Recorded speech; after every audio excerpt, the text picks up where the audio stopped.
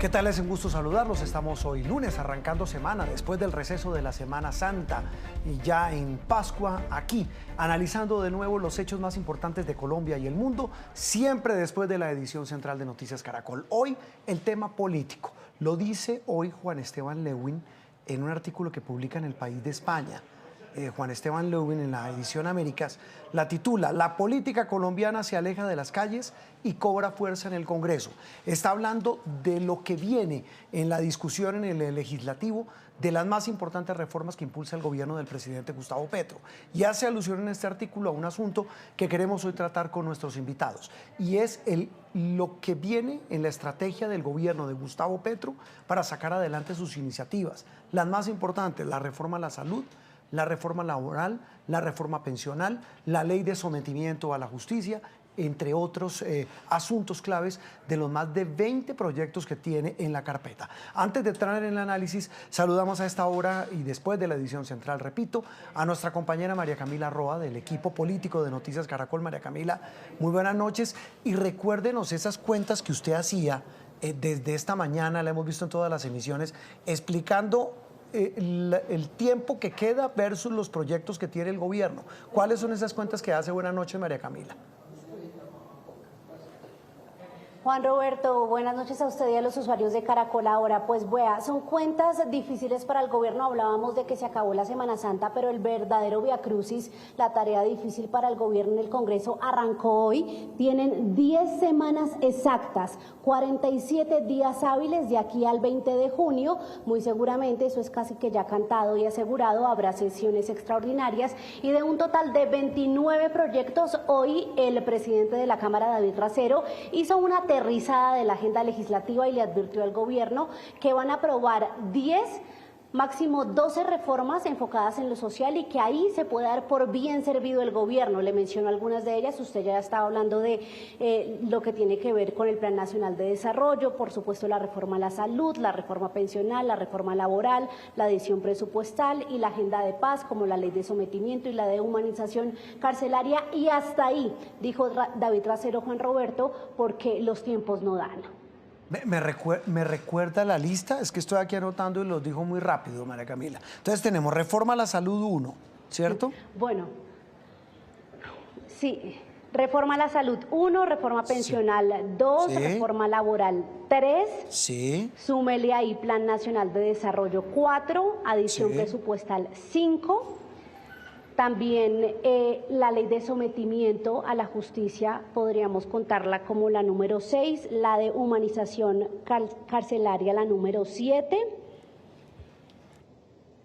y ahí puede sumar otras, como por ejemplo la regulación del cannabis, vamos 9 ahí, ¿cierto? Sí, 9. Y el código electoral podría ser la 10ª. Y hay muchas más, Juan Roberto, como incluso cambiar el nombre del Ministerio de Cultura, establecer el fortalecimiento del sector de la música, el entretenimiento cruel con animales, a las que el gobierno piensa apostarles, pero que no son prioridad. Pero dice David Racero, si nos enfocamos en 10, máximo 12 proyectos, se pueden sacar adelante. Sí, siguen sonando muy ambiciosa esa agenda. María Camila, eso en materia, digamos, de cuentas. Ahora, en materia de cálculos, mañana debe haber reuniones importantes de los hermanos Godos, del Partido Conservador, debe haber reunión de la U, debe haber definiciones ya oficiales por parte del Partido Liberal, pero haciendo cuentas en el Congreso, el panorama que se pinta, que es uno en las plenarias y otro en las comisiones, ¿cómo lo vislumbra usted para la aprobación de estos temas gruesos?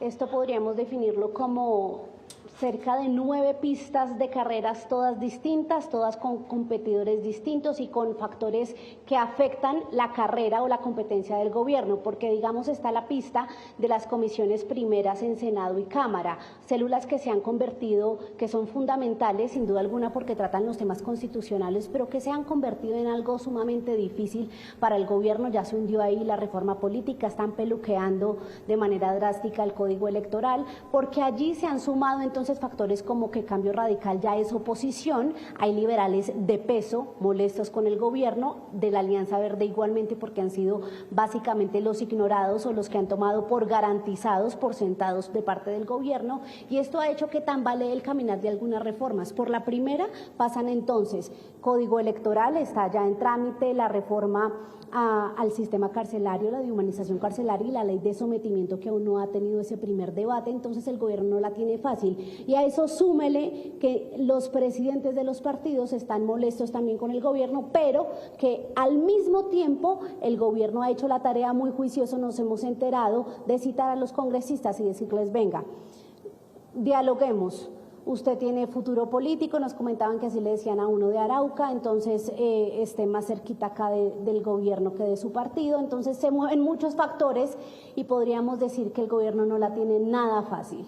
Sí, el ministro Prada le dijo a Noticias Caracol el miércoles, y también lo leí en El Tiempo, le dijo al maestro Yamid Amat, pues que ellos van a respetar los acuerdos, hablando de la reforma a la salud, pero también eso se sabe que por debajo de cuerda vienen esas transacciones. María Camila, la dejamos, gracias, y seguimos atentos porque, repito, vienen no solamente los cálculos, sino que esto puede cambiar con el paso de las horas, ¿no? Sí, señor, puede cambiar. De aquí al jueves vamos a ver qué va a pasar por lo menos con un medidor de pulso fundamental, que es la reforma a la salud en la Comisión Séptima, porque ya se demostró que en Senado el gobierno no tiene tanta fuerza como en la Cámara, pero vamos a ver entonces si esta semana, si en estos días se logra la aprobación, por lo menos en primer debate, de la muy cuestionada reforma a la salud. Eso va a ser importante. María Camila Roa, del equipo de Noticias Caracol, hablando de las cuentas que se hacen en el Capitolio. Cerca de allí, en la Casa de Nariño, y en estos días en el Ejecutivo, el presidente Petro pues rompió su silencio y habló precisamente de eso. Él reconoce por primera vez que no tiene las mayorías claras en el Congreso para sacar adelante las reformas. Volvió a hablar de la movilización social. Y ya quiero la percepción de nuestro invitado sobre esta declaración que dio el presidente a un medio argentino. Aún le falta movilizarse más. Yo sí creo que esas reformas van a tener grandes problemas para construirse en la realidad si el pueblo no se moviliza.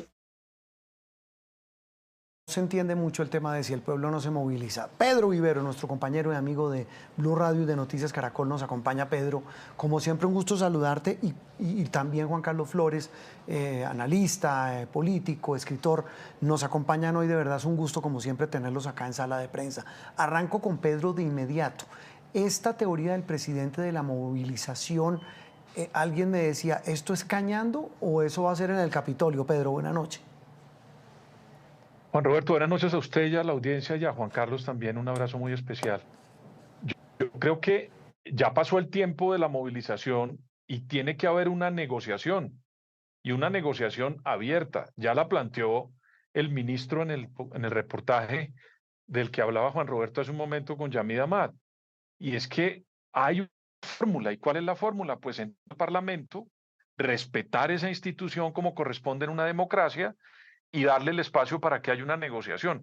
Cuando oímos que hay una cantidad de proyectos, Juan Roberto, yo no me alarmo. Lo que veo es que hay mecanismos para negociación, porque los intereses de los que reforman la justicia, o los del Código Electoral, o los de la paz, o los de la salud, o los de la pensional, son diferentes en materia política en nuestra sociedad, y puede haber una negociación para que eso salga lo más equilibrado. Ojalá el gobierno entienda que ya es el momento de olvidarse un poco de las promesas y entrar en el mundo de la realidad, Juan Roberto, que es el de la negociación abierta, sana, del Congreso de la República. En un escenario, Juan Carlos, muy buenas noches, Juan Carlos Flores, en el que se plantea una gran incógnita. El gobierno muy fuerte, hablo del presidente Petro, en convocar marchas, movilizaciones, pero pareciera no ser tan experto a la hora de manejar un Congreso. Bueno, es la primera vez que asume de este lado del vidrio la posición del manejo de la política. Y cuando digo del otro lado del vidrio, es desde el Ejecutivo y no desde el Legislativo como oposición. Ahí es donde habla Pedro, Juan Carlos, de lo que viene para el gobierno como gran reto para sacar adelante sus reformas. Juan Roberto, buenas noches, y un saludo también para Pedro.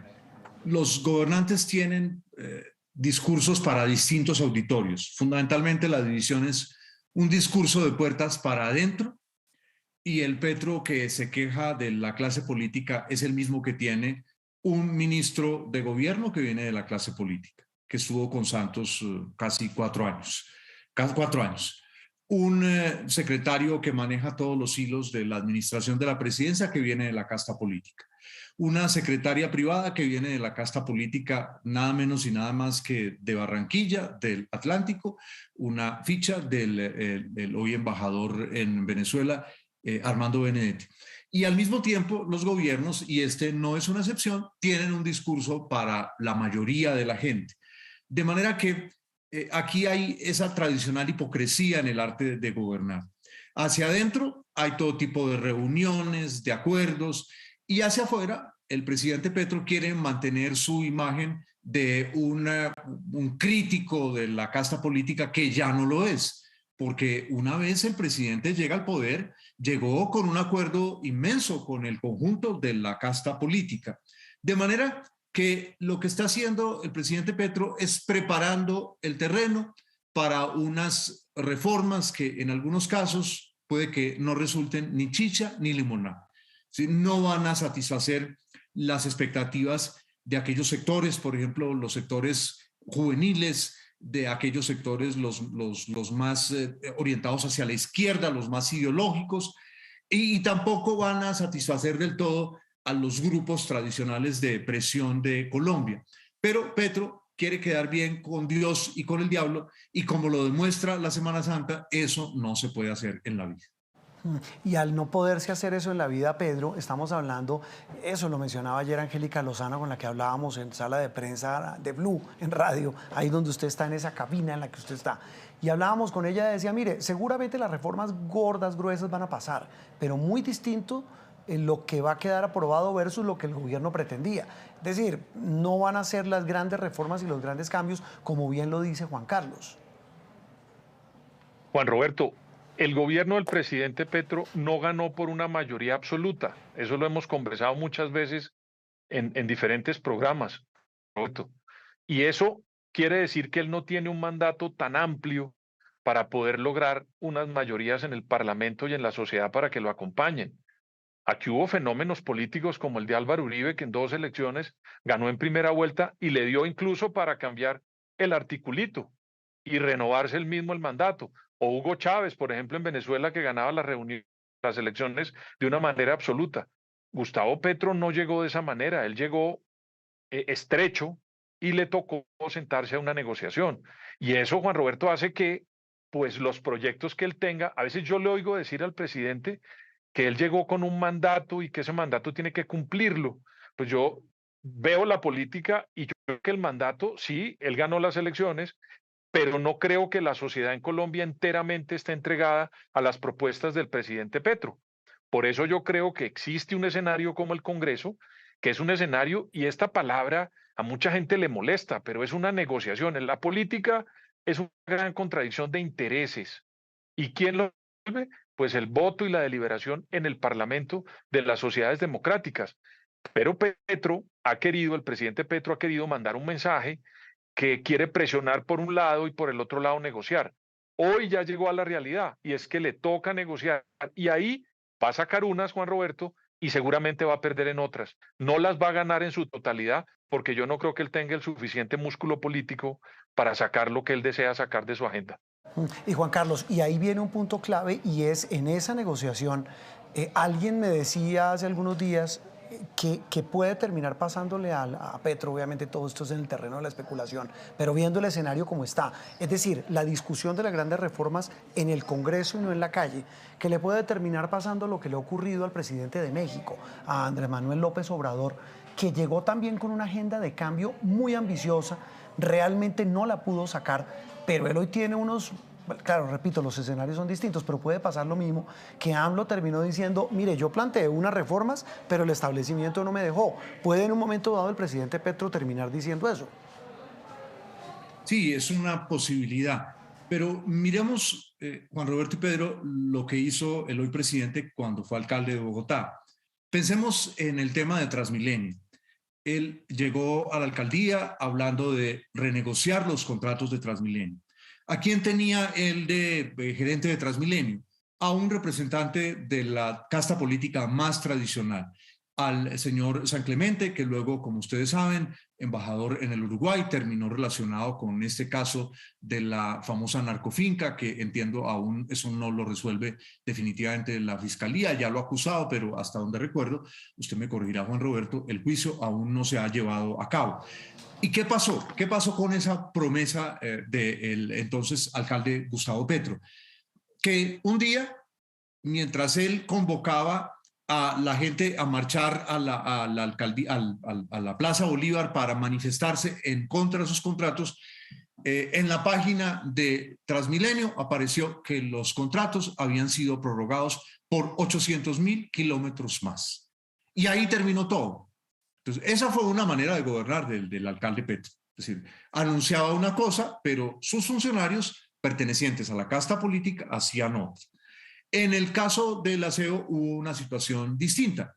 Él pensó que tenía el músculo suficiente para realizar las reformas con la empresa del aseo, pero esas reformas no resultaron duraderas porque las desmontó el siguiente gobierno, que fue el gobierno de Peñalosa. Entonces, yo tengo la sensación, Juan Roberto y Pedro, que Petro hoy es consciente de que cualquier cosa que él intente llevar más allá de sus capacidades políticas, llega un siguiente gobierno y lo desmonta.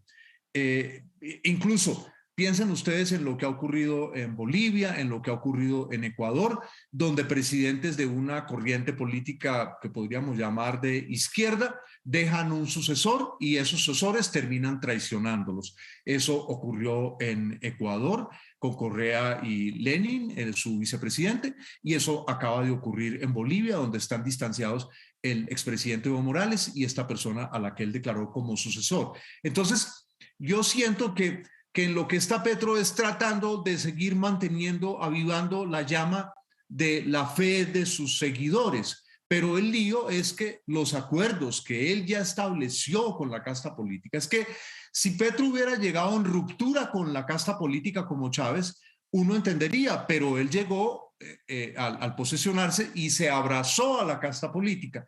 Y nadie desde que yo recuerde durante siglos se ha abrazado a la casta política en Colombia sin que eso signifique transar y llegar a unos acuerdos.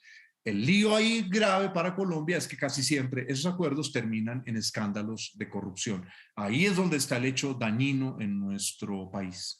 ¿Qué fórmula podría llevar el presidente Petro para no verse en ese galimatías que menciona Juan Carlos, Pedro? Y cuando hablo de galimatías es que él termina asociado con quienes tanto critica. Y estoy hablando de la clase política tradicional. Juan Roberto, yo creo que el presidente a veces es demasiado maximalista y propone unas reformas muy ambiciosas y una gran cantidad de reformas. Yo, no soy nadie para aconsejar al presidente, pero sí diría que el presidente podría concentrarse en una agenda más realista. Es que cuando usted ve esta cantidad de temas, va a encontrarse con unas presiones muy fuertes de un establecimiento o de una sociedad que ha venido siendo manejada en lo nacional durante muchos años por sectores diferentes a los del presidente Petro. Y esos señores de una democracia también tienen todo el derecho de ejercer presión, de manifestar sus deseos, de crear estrategias para sacar adelante o no permitir unos cambios que ellos no quieren en la sociedad. Y yo creo que el presidente, al ponerle esta cantidad de temas a la sociedad colombiana, creo que está abarcando demasiado cuando lo que podría hacer, y ahí viene mi consejo que repito, no soy quien para darlo, podría disminuir o seleccionar unos temas, moldear unos consensos, hacerlos abiertamente y que los hagan directamente con los partidos políticos y los colombianos sepamos, ya que estamos negociando con los partidos políticos, sepamos qué se negoció, quiénes están interesados y quiénes no, porque lo que no me parece a mí oportuno es la cantidad de reformas, que son maximalistas cada una de ellas, pero además están haciendo dos estrategias o dos tácticas, Juan Roberto. La que dice el ministro de haber hablado con los partidos directamente, con cada uno de los directorios, pero también le permiten a la ministra de Salud hacer al menudeo unas relaciones políticas. Y eso me parece que deberían cortarlo. Si van a hacerlo, abiertamente con la dirigencia política colombiana, que lo hablen directamente con los partidos, se sepa cuáles son y que no haya tantas reformas y tan maximalistas, Juan Roberto. Pero Juan Carlos, ahí no podría uno hacer alusión a esta frase. Eso también en política todo vale, todas las formas de lucha, tanto el menudeo como el trabajo con las bancadas. Sin duda todo eso se puede hacer, pero la gran pregunta es ¿qué es lo que quiere el presidente? Porque tiene un doble discurso. Tiene un discurso cada vez que se reúne con los jefes de los partidos. Y tiene otro discurso frente a quienes votaron por él y quienes cada vez más se quejan de que el gobierno no es lo suficientemente radical. Ahí tenemos un problema muy grande. Es evidente que la situación de bloqueo del cambio de las últimas décadas fue la que hizo posible que un candidato como Petro pudiera llegar al poder, porque la izquierda colombiana durante décadas a quien mencionaba era a una persona que había sido asesinada, a Gaitán, y estaban empantanados en ese recuerdo. Petro logra hacer lo que parecía imposible, que un candidato de izquierda llegase vivo a la segunda vuelta y que resultase ganador. Pero el lío es que él escogió esta alianza inicial con la casta política. Y si hay un sector de la sociedad colombiana que sea refractario al cambio, que considere que el cambio le hace daño, que es como una de esas plantas que crecen muy bien en el pantano. Sí, hay plantas y animales que crecen muy bien en el pantano, pero ese es el estancamiento, es la casta política. Entonces, yo lo que veo es que es muy difícil que él mantenga las promesas ante la gente que lo ha seguido, digamos, está como parado en el filo, exactamente en el filo, pero resulta que tiene un sector radical que lo apoyó y resulta que la misma casta política que él eligió para cogobernar, porque preguntémonos, ¿cuántas de las personas que le rodean en ese círculo real de poder, que es el que está ahí en el Palacio de Nariño, donde se toman las decisiones, son de izquierda? Pues no tiene nadie de izquierda allí. Entonces, él escogió ser moderado en el poder. Esa es la cosa sorprendente, que Petro finalmente hasta el momento ha sido moderado, mucho discurso radical, pero a la hora de los hechos es bastante moderado, de manera que me parece a mí que allí es donde está el problema de él, que ha escogido un camino en el que quiere estar bien con todo el mundo.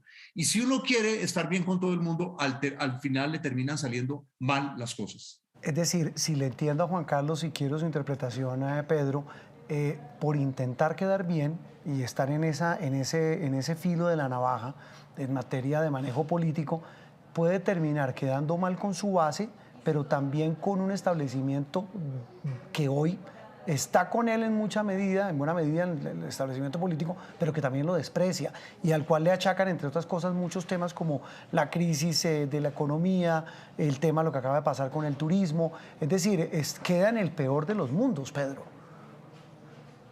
Juan Roberto, él escogió hacer una coalición con unos grupos políticos que tienen representación parlamentaria. Ese ya fue el camino, en mi opinión, que él escogió, porque sabe que la única forma de tramitar esas reformas es vía el Congreso. Creo, Juan Roberto, que este país ha tenido transformaciones muy importantes y ahí difiero con Juan, con Juan Flores, no con Juan Roberto. Y es que en este país hubo, en mi opinión, dos transformaciones que se hicieron con la casta política. La Constitución de 1991, el proceso para llegar a ella tuvo que pasar por el sedazo de un gobierno liberal y de otro gobierno liberal, que fue el de Barco y el del presidente César Gaviria. Y la reforma que se hizo, que para mí también fue muy importante, y repito que son los dos grandes reformas, pues el proceso de paz con las FARC. Y lo hizo un gobierno que repartió mermelada, que tuvo que negociar una cantidad de cosas porque quería sacar adelante un proyecto que en mi opinión era muy importante para la sociedad, y lo hizo con los políticos. Creo que lo que no está bien es negociar cosas que no son convenientes y mal negociadas con la dirigencia política y a oscuras. Creo que si se hace abiertamente, si escogió ese camino el presidente, hágalo abiertamente, escoja unos temas, no sea maximalista y sencillamente dedíquese a hablar con los directorios de los partidos, que eso fue lo que hizo Virgilio Barco en su momento para llegar a ese acuerdo que fue post séptima papeleta y después la votación por la Asamblea Constitucional, y luego lo hizo el presidente César Gaviria para desarrollar de una manera importante la constituyente. Y lo mismo hizo el presidente Juan Manuel Santos, pero lo hizo sobre la mesa. Y yo creo que es mejor hacerlo así si este camino que se escogió fue negociar con los partidos políticos, Juan. Ahí sí, Juan Roberto. Ahí sí, Juan Roberto. Juan Carlos, ya para terminar, ¿sabe qué queda uno pensando? Mire las vueltas de la vida, y lo dice el artículo de Juan Esteban Lewin en El País, repito el título, La política colombiana se aleja de las calles y cobra fuerza en el Congreso. Es que al final del camino las instituciones funcionan, y cuando hablo de las instituciones, en este caso el legislativo haciendo las veces de contrapoder, claro, con todos los vicios que tiene, porque lo hacen muchos motivados a cambio de puestos, prebendas, pero termina siendo un dique de contención para todos los gobiernos. Es decir, Petro no escapó al eterno dolor de cabeza que es manejar sus programas de gobierno a través de proyectos en el Congreso, Juan Carlos. Sin duda, y fue el camino escogido por él, porque pensemos, él habla de movilizar, pero ¿dónde está organizando a la gente para que se movilice? Porque eso hay que organizarlo. Pensemos que otros partidos en América Latina, el peronismo, que fue pionero en eso, salía a organizar a la gente desde los núcleos barriales más pequeños, pasando por todas las fuerzas sindicales, en fin, todo tipo de cosas. Entonces, yo siento que Petro está hoy en el peor de los mundos, en el sentido que no organiza a su gente, y entonces si no lo organiza, ¿quién va a salir a marchar? Porque pensemos, en Colombia de cada 10 empleos, 6 y medio son empleos informales. El informal puede salir a marchar un rato, pero no puede salir a marchar todo el tiempo porque le toca producir. ¿Quiénes podrían salir a marchar? Funcionarios estatales, pero la gente también termina con coerción. El otro día hubo un acto aquí en Bogotá en el que llevaron a la gente a opinar sobre la alcaldesa de Bogotá, y todo el mundo decía que los funcionarios llevados a la fuerza no aplaudían en el evento. Entonces, eso no funciona porque eso requeriría de una gran fuerza organizativa y de una ruptura con la clase política que Petro no ha hecho porque está rodeado en los puestos claves de la casta política. Pero como quiere seguir manteniendo la aureola de líder popular, entonces hace digamos, el teatro de que está en pugna con la casta política. Y es allí donde yo siento que al final lo que vamos a tener son unas reformas que, insisto, van a resultar, corre el riesgo el presidente Petro de que le resulten ni chicha ni limonada. No le van a gustar a sus seguidores más radicales, que fueron aquellos que lo hicieron presidente. Él mismo lo reconoció en el segundo discurso de la noche del 7 de agosto. Usted recordará a Juan Roberto cuando dijo, gracias al voto de más de 1 millón de jóvenes, soy presidente. Pero tampoco le va a gustar a los sectores tradicionales que pues no quieren mayores cambios en Colombia. Es que recordemos que en Colombia, independiente de Petro o no, el cambio está represado. No olvidemos que en las últimas elecciones presidenciales, 2 personas que no provenían de la casta política tradicional, el actual presidente y el exalcalde de Bucaramanga, fueron los que pasaron a la segunda vuelta. De manera que en Colombia, gústenos o no el tema, el cambio sigue represado. La forma es cómo se tramita. Pues Juan Carlos Flores, Pedro Viveros, de verdad un gusto como siempre, una radiografía claritica de lo que está pasando en este momento, y me quedo con muchas frases, ni chicha ni limonada, hipocresía en el arte de gobernar, pero también el que mucho abarca, poco aprieta. Esto parece como una tertulia con dichos de las abuelitas. Juan Carlos, Pedro, gracias. Popular. El refranero popular aplicado a la política. Juan Carlos, Pedro, gracias. Un saludo especial. Muy amables. Pedro Viveros, Juan Carlos Flores, aquí hablando en sala de prensa del panorama político que pinta muy complejo, pero también muy interesante después de este receso de la Semana Mayor. Hacemos un pequeño receso y ya viene el radar con Ricardo Ospina.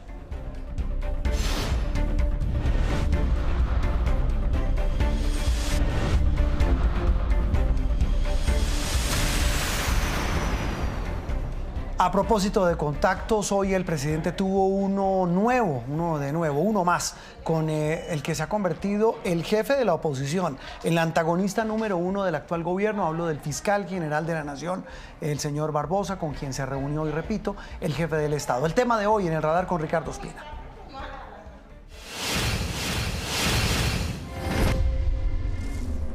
Un saludo a todos los amigos de Sala de Prensa en Caracol Ahora. Comenzamos semana de Pascua, hablando sobre una nueva reunión que sostuvieron el presidente de la República, Gustavo Petro, y el fiscal general de la Nación, Francisco Barbosa. Es la tercera reunión en los últimos 3 meses para buscar acuerdos en torno a todos los temas que están sobre la mesa en torno a asuntos de política criminal y sobre todo frente a 2 asuntos que podrían ser fundamentales. 1, la lucha contra el narcotráfico y 2, lo que tiene que ver con los proyectos que modifican eventualmente el Código Penal.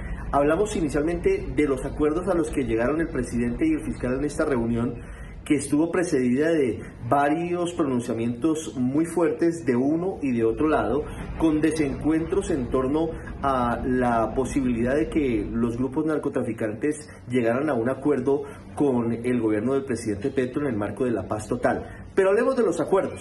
La Casa de Nariño emitió un comunicado de 4 puntos en el que habla fundamentalmente de cuáles son los compromisos. Habla de un compromiso duro, firme en la lucha contra el narcotráfico, habla de que habrá una mesa de operaciones y una mesa de trabajo permanente para discutir todo lo que tiene que ver con el proyecto de ley de sometimiento, que según el fiscal general de la Nación en su momento era visto como la puerta de entrada para la impunidad. Llegó a decir que Pablo Escobar hubiera estado dichoso si hubiera tenido que someterse a esta ley, pero hay acuerdos. El fiscal Francisco Barbosa también dijo en el búnker de la Fiscalía sobre este punto en particular que había llegado a acuerdos con el presidente de la República para evitar que se aliviaran las penas a quienes eventualmente son proveedores de insumos para la producción de cocaína, y que lo que se va a buscar es una conducta o una aplicación de la conducta menos grave para los pequeños cultivadores, que es el punto de cohesión con lo que dice el presidente Gustavo Petro. El comunicado de la presidencia habla además de fortalecimiento de las acciones de interdicción de la droga. Es el cambio de enfoque de la lucha contra el narcotráfico del presidente Petro, que va menos hacia la erradicación y va más hacia la incautación de los cargamentos de cocaína que están a punto de ser exportados desde el país. Y la Fiscalía tiene un papel activo muy importante en el conteo de esas toneladas de cocaína que son incautadas a los grupos de narcotraficantes. Y para finalizar, el fiscal Francisco Barbosa también habló sobre un asunto que es muy importante, y es el que tiene que ver con el proyecto que el gobierno llama de humanización carcelaria, y que según él había dicho era la puerta de entrada a la impunidad frente a varios delitos. Lo que ha dicho el fiscal Francisco Barbosa es que en definitiva no se van a despenalizar delitos que el gobierno consideraba menores, pero que mandaban un mal mensaje, según decía el fiscal Barbosa. Es decir, seguirá siendo delito el incesto, es decir, las relaciones sexuales entre personas de la misma familia, seguirá siendo delito la injuria y la calumnia, y seguirá siendo delito la inasistencia alimentaria. Muy bien, don Ricardo Ospina, con su radar, la reunión de hoy del presidente Petro con el fiscal general de la Nación. Y con el radar nos despedimos, termina Sala de Prensa, ya viene Signo Pesos aquí en Caracol.